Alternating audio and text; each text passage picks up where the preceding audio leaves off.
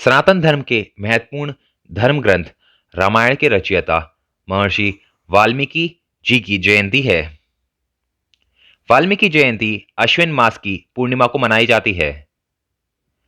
वाल्मीकि का जन्म हिंदू पौराणिक कथाओं के अनुसार अश्विन महीने की पूर्णिमा को हुआ था। हर साल अश्विन महीने की पूर्णिमा के दौरान देश के विभिन्न हिस्सों में कई धार्मिक और सामाजिक कार्यक्रम आयोजित किए जाते हैं। महर्षि वाल्मीकि के जन्म के बारे में कई कहानियां हैं, जिनके बारे में कहा जाता है कि उनका जन्म महर्षि कश्यप और देवी अदिति के नवे पुत्र वरुण और उनकी पत्नी चार्षणी से हुआ। इस क्षेत्र में पहला श्लोक लिखने का श्रेय महर्षि वाल्मीकि को ही जाता है। वाल्मीकि ने नारद मुनि से भगवान राम की कथा सीखी और उनकी देखरेख में उन्होंने काव्य पंक्तियों में भगवान राम की कहानी लिखी, जिसने महाकाव्य रामायण को जन्म दिया। रामायण में उत्तरकांड सहित 24,000 श्लोक और 7 कांड हैं।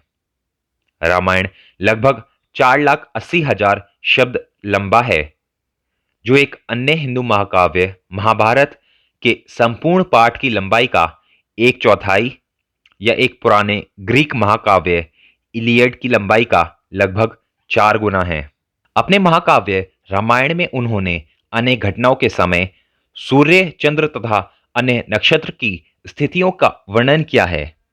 इससे ज्ञात होता है कि वे ज्योतिष विद्या एवं खगोल विद्या के भी ज्ञानी थे। महर्षि वाल्मीकि जी ने पवित्र ग्रंथ रामायण की रचना की, परंतु वे आदि राम से अनभिज्ञ रहे। राम राम सब जगत बखाने, आदि राम कोई बिरला जाने। अपने वनवास काल के दौरान भगवान श्री राम वाल्मीकि के आश्रम में भी गए थे। भगवान वाल्मीकि को श्री राम के जीवन में घटित प्रत्येक घटना का पूर्ण ज्ञान था। सतयुग, त्रेता और द्वापर तीनों कालों में वाल्मीकि का उल्लेख मिलता है। इसलिए भगवान वाल्मीकि को सृष्टिकर्ता भी कहते हैं।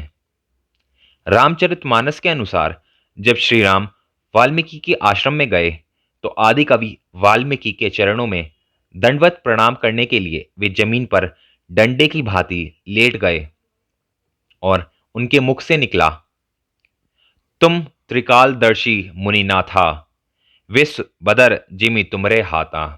अर्थात आप तीनों लोगों को जानने वाले स्वयं प्रभु हैं।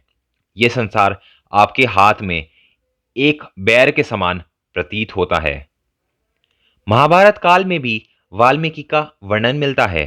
जब पांडव कौरवों से युद्ध जीत जाते हैं तो द्रौपदी यज्ञ रखती हैं, जिसके सफल होने के लिए शंख का बजना जरूरी था, परंतु कृष्ण सहित सभी द्वारा प्रयास किए जाने पर भी जब यज्ञ सफल नहीं हुआ तो कृष्ण के कहने पर सभी वाल्मीकि से प्रार्थना करने लगे। जब वाल्मीकि महाप्रकट हुए तो शंख खुद बज उठता है और द्रौपदी का यज्ञ संपूर्ण हो जाता है। इस घटना को कबीर ने भी स्पष्ट किया है, सुपच रूप धार सतगुर आए, पांडवों के यज्ञ में शंख बजाए।